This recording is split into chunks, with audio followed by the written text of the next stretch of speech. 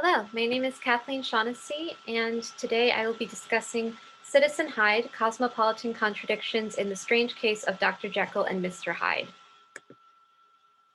I adapt Craig Moorhead's argument that, quote, Victorian writers used cosmopolitan criminality to strengthen social cohesion and codify an idea of Englishness, as well as to exaggerate and institutionalize the criminal threats of outsiders broadly based on criminal identity. In order to argue here that multiple and concurrent definitions of functional cosmopolitanism clash with Edward Hyde's degenerate criminality, resulting in an unspoken but generative, if temporary, moral cosmopolitanism with a Gothic twist. To take it in its simplest form, Gerard de Lanty states that, quote, the cosmopolitan moment occurs when cultures or collective identities interact and undergo transformation as a result. Tanya Agathocleus and Jason R. Rudy explain it was often used negatively in the 19th century, because despite some popular imaginings of cosmopolitanism as a positive global idea of oneness, for many Victorians disturbed by developments in their culture and landscape, the idea of worldwide was often synonymous with London itself, and the ever-growing and changing city proved to be a cause of anxiety for its citizens. Agathocleus argues in her work on urban cosmopolitanism and realism that, quote, the city was imagined as a complex, incoherent web of interconnections that spanned the entire globe. The London of this 1886 novella is at once a city and an entire world in itself, terrifying in its vast anonymity and pluralities. The specific fear nestled within ideals of cosmopolitanism is my primary focus. Agathocleus explains that, quote, the label cosmopolitan was readily affixed to individuals or groups who appeared to challenge the social, economic, or political integrity of the nation. In seeking to perform an idealized form of moral cosmopolitanism by day, Dr. Henry Jekyll strives to split himself chemically, his socially acceptable Englishness, from his fullest self, and accidentally outs himself as a cosmopolitan criminal, Edward Hyde. I argue that the cosmopolitan criminal, rootless and liminal, might be one who commits crimes as modern society understands them, but within that may also simply be an English citizen who transgresses the boundaries of English behavior, the fear that one among us is not really one of us within the social contract, almost invisibly so.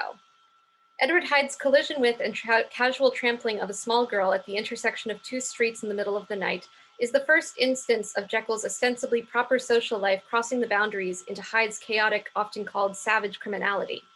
We witness Enfield's response to the attack as part of an angry crowd that descends on Hyde, emphasizing that criminal behavior in Victorian society isn't necessarily punished by their relatively new police force, but rather by the sentence of public scandal. Quote, killing being out of the question, we did the next best thing. We told the man we could and should make his name stink from one end of London to the other, unaware that ironically avoiding scandal on his own name is what Jekyll had hoped to avoid by creating Hyde as a bridge between his two worlds of London.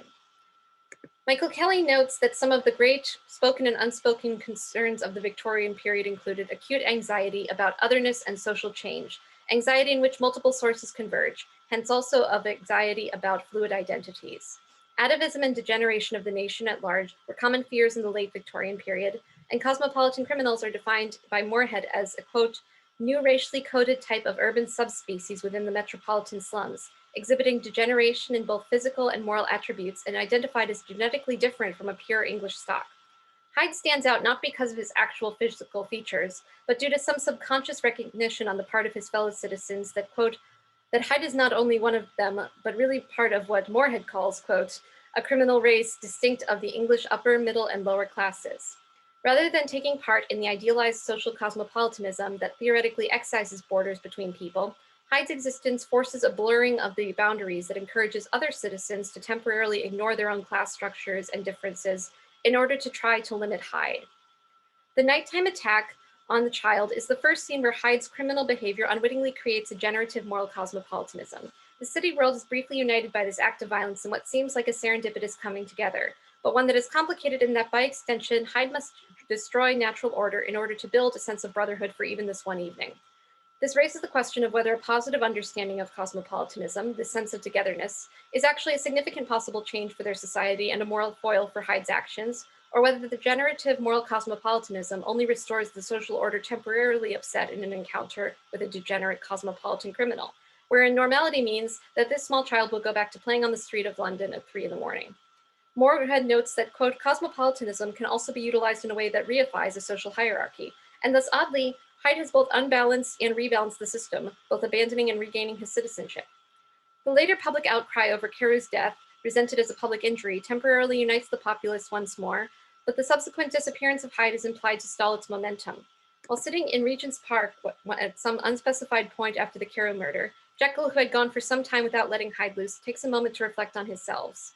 In a boundary-crossing moment, Jekyll thinks, "After all," I reflected, "I was like my neighbors, and then I smiled, comparing myself with other men, comparing my active goodwill with the lazy cruelty of their neglect." Moments later, he spontaneously transforms into Hyde, sans drugs. It is in framing himself as Dr. Jekyll without acknowledging Mr. Hyde that he is transformed, or rather revealed as his worst self, in the bench in the public eye.